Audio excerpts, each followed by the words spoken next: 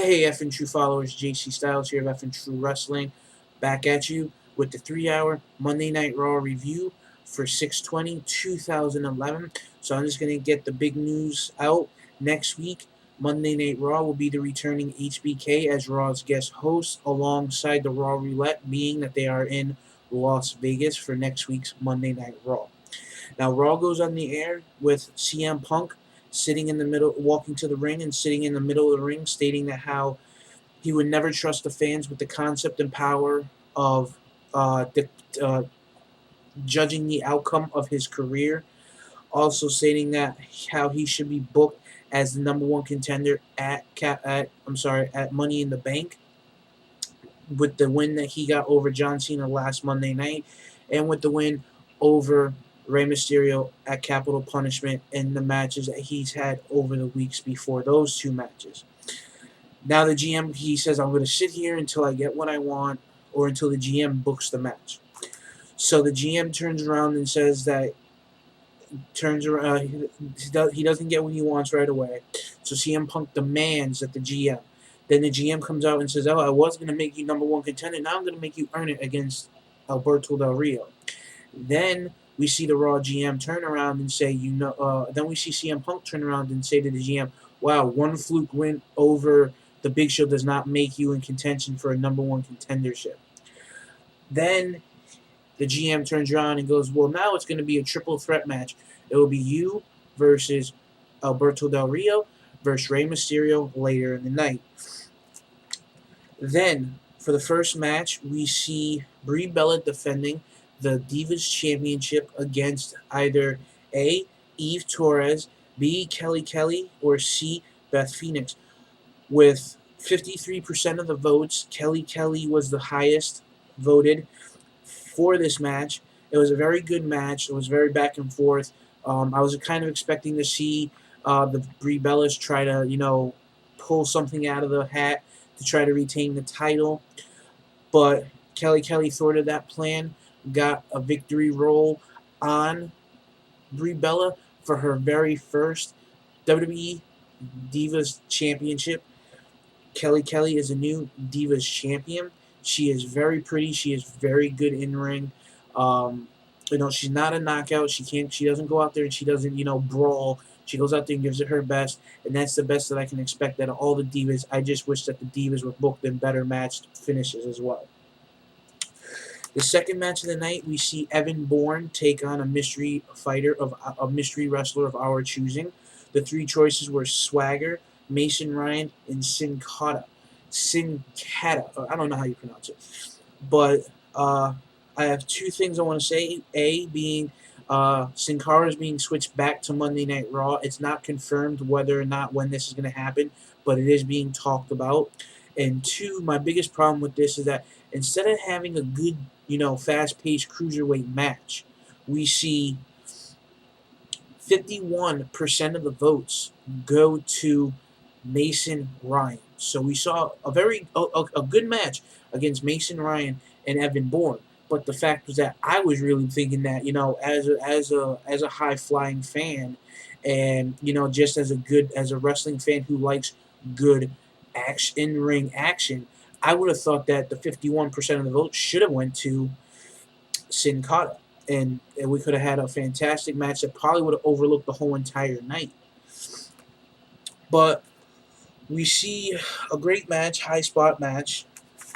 We see Evan quick to strike with quick kicks and outs and slides between Ryan's legs. Ryan knocks Bourne around for a little while. We go to a commercial, come back. Evan Bourne hits a high knee, hits some of his great offensive high-flying maneuvers, but wasn't enough to put Mason Ryan away. We see Mason Ryan do like this swinging sit-down rock bottom for the win. Then we had a choice of seeing either a arm wrestling match, a body slam match, or some kind of other match. I forgot what the third choice was between Kane versus Mark Henry, but we wound up seeing an arm wrestling match. And we went back and forth a little bit. We see Kane getting ready to put Mark Henry away. We see Mark Henry sucker punch Kane. Kane then viciously attacks and beats Kane by doing the world's strongest slam through the commentator's table, and basically screaming at the ref and the medic, saying, "Let him suffer. Just like I suffered. I ain't getting nowhere in this company. I'm being held down." We then see a 2 out of 3 falls match for the United States Championship. We see Dolph Ziggler defend his championship, the United States Championship, against Kofi Kingston. This match was very good. We saw that low cross body back body splash from Kofi Kingston. We seen various attempts at the sleeper hold, and we see various attempts at the Trouble in Paradise. The match battled out to the outside of the ring, got back in, then battled back out. Then we see Dolph Ziggler lure Kofi to the by the timekeeper, hitting Kofi with the mic, disqualifying himself. Kofi wins, but does not get the United States Championship. Now that match was also supposed to be either a no disqualification. It was best out of two 2 out of 3 falls, or Vicky banned from ringside. So I think either way, it would have probably wound up coming to a no disqualification. Oh, like I was stating earlier in the video, we see the package for Monday Night Raw Roulette returning next week, along with Shawn Michaels as Raw's guest host for next week. We see voted as a Falls Count Anywhere match, CM Punk versus Rey Mysterio versus Alberto Del Rio. This was a great match. So much went on during this match. It was so much hard for me to follow. I blinked and I missed a lot. That's how fast-paced this match really was. It was definitely probably best match of the night. We see Rey go to the top rope, hitting a senton bomb type move. Then, as he comes down, he lands on his back, pops back up to his feet, runs to the corner, and dives through the ropes, knocking Alberto Del Rio down. Then we see him drag Alberto Del Rio back into the ring, hitting the 619. Punk then slides back into the ring, throwing Rey Mysterio out. Punk picks up the win and is the new #1 contender for the WWE Championship at Money in the Bank. And it has now been confirmed that WWE has one match booked for Money in the Bank, and that is the WWE Championship match, CM Punk versus John Cena. Then another big announcement made by CM Punk. He says not only at July 17th is he getting a a shot at the WWE Championship, it is also the night that his contract with the WWE expires. And he says that as Sunday bleeds into Monday and the clock strikes, he will be leaving the WWE with the WWE Championship. Now, I don't know if this is meaning this is going to get Punk's getting a chance to get time off to relax and rest up, and then they'll re-offer him a contract while he's taking some time off, or is he leaving the WWE to pursue something better, or is he just done with wrestling in general? I mean, he's been in the wrestling business since 2002 and without a rest, so I would kind of see him, maybe taking some time off away from the ring, but also doing that, staying with the WWE. It's not confirmed. That's just what I thought.